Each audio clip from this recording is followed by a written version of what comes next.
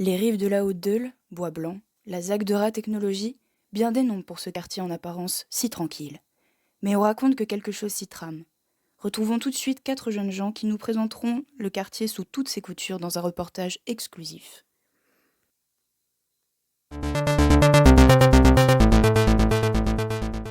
Bonjour à tous, heureux de vous retrouver pour ce journal de 13 heures. À la une, ce jeudi 14 mai, un reportage spécial sur l'île de Bois-Blanc, ancien quartier populaire en pleine mutation. Dans les années 90, Bois-Blanc est frappé de plein fouet par la désindustrialisation, et notamment son usine phare Leblanc-Lafont. Le quartier se dégrade donc par la suite. Dans les années 2000, sous l'impulsion de la ville de Lille, Bois-Blanc devient une zone d'aménagement concerté, la ZAC des rives de la Haute-Deule. En premier lieu, la réhabilitation de l'usine Leblanc-Lafont comme site emblématique du quartier pour en faire un pôle d'excellence du numérique. Cette intervention aide à l'arrivée d'une nouvelle population jeune, dynamique, issue de la classe moyenne au sein du quartier. L'ensemble du quartier est donc en pleine mutation. Les espaces publics se développent autour de l'usine, comme son parvis, ou encore la gare d'eau, ou encore des promenades végétales. Le quartier des rives de la Haute-Deule est donc un écoquartier engendré par une métamorphose urbaine planifiée sur ces 20 dernières années. On y retrouve de nombreux équipements, des commerces, du logement, tout cela dans l'idée d'une armature paysagère et d'une mixité sociale. Mais le quartier est-il aussi idyllique qu'on le présente? Quelles en sont les différentes facettes?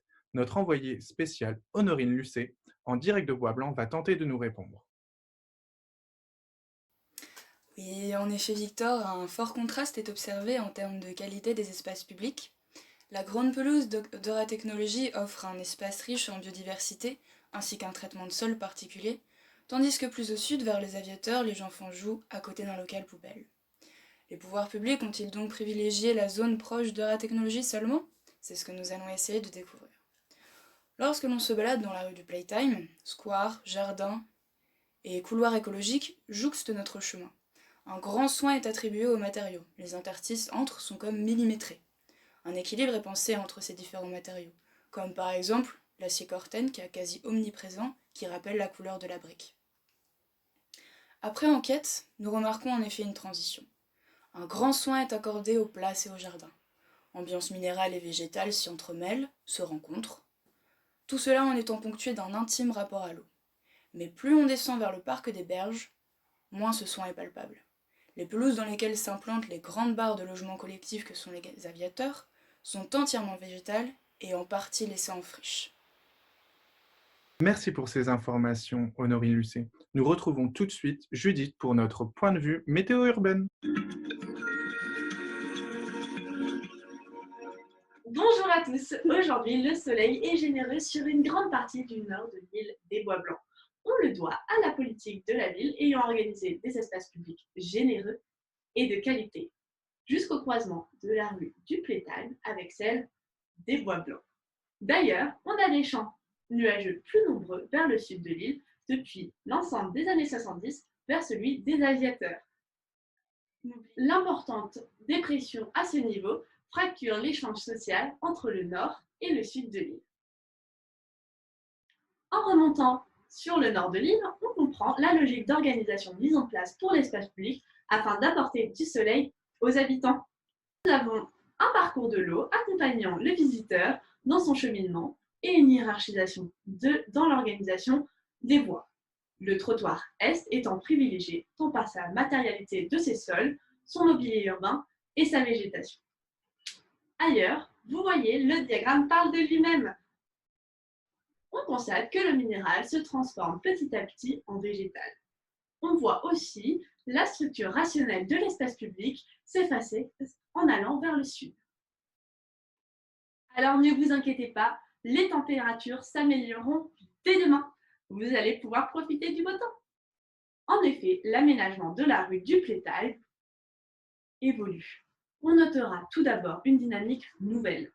Nous accueillerons un atelier de réparation de bateaux, un théâtre, un atelier de dessin et une nouvelle maison d'assistance maternelle dans un jardin public. L'espace public restera dans la logique du quartier, avec une hiérarchisation de la voie ouvrant le trottoir est sur le jardin, toujours accompagné par le parcours de l'eau, une noue végétale sur ce dernier le structurera. À l'ouest, une alternance entre bandes végétales de 50 cm et des pavés enherbés participeront au seuil d'entrée pour les nouvelles activités. Alors, on note que le flux de beau temps se continuera vers le sud en intégrant, avec le même vocabulaire, la suite du parcours. Le sol de la rue du Playtime, plus resserré ensuite, sera adapté aux maisons ouvrières la structurant. Le triangle au nord des aviateurs, actuellement très nuageux, deviendra une placette au carrefour entre minéral et végétal. Quelque chose de plus libre dans le jardin des aviateurs reliera la programme des berges de la Deule à notre parcours.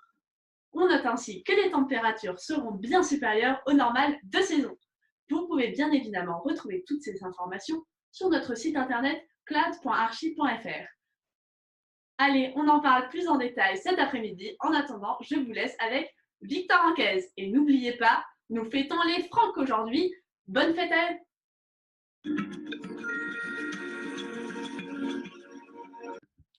Merci pour ces belles prévisions, Judith.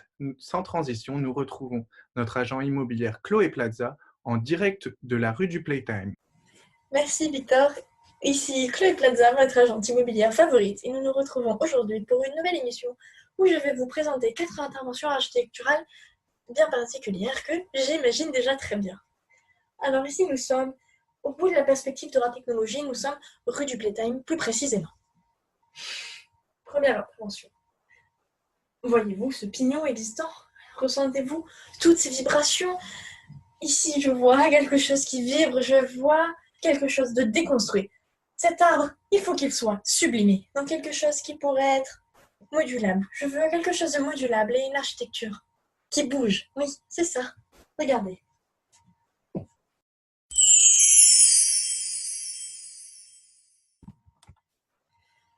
Nous sommes donc toujours rue du Playtime, avec une situation qui reste encore toujours assez complexe, puisqu'il s'agit ici maintenant d'un angle.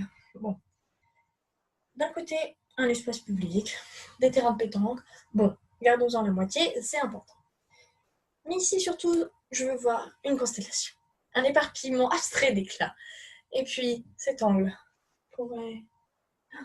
Mais oui, composons-le avec 3 plans. 3 plans serrés jusqu'à la pétanque. Et puis derrière, il y aurait un nuage qui s'élèverait vers le ciel et qui rejoindrait les autres constellations. Et oui, passons de l'autre côté de là-haut. Alors ici, c'est très clair. Ici, je veux un équilibre. Un équilibre comme 2 poids qui s'opposent, comme des forces égales. Mais mon Dieu, mais cachez-moi ce pignon! Et puis, cet arrêt de bus, surtout ne pas l'oublier. Il faut qu'il soit bien mieux considéré, oui. Un peu comme ça. Oui, regardez.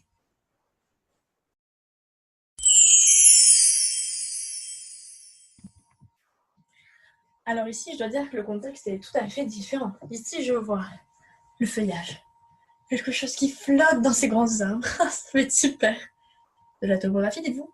Intéressant. Mais oui, la terre, le végétal, le ciel, mais les éléments, pardi, je veux de la naturalité, sans oublier que c'est un jardin public, un lieu de rencontre entre les forces de la nature. Regardez ce que j'imagine.